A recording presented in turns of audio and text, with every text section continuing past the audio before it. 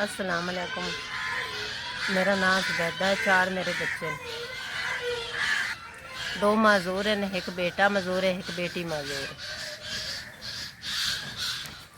मेरा मियाँ भी मेहनत मजदूरी करता है, मैं भी दिहाड़ी दप्पा कर रही हूँ। असी दिहाड़ी दप्पा करते बड़े मुश्किल के बच्चों का पेट पालते पे। कदी असी मेहनत करने तो कदी आदे बच्चों को संभालने।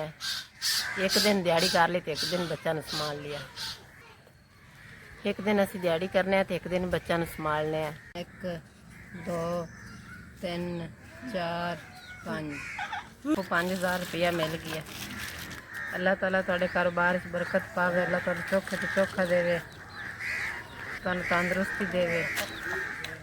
अल्लाह ताला तुहाडे कारोबार च बरकत पावे। अल्लाह तुहानू तंदुरुस्ती देवे। असी आटा दाना लैसा है, आदे बच्चों की दवाई लैसा है।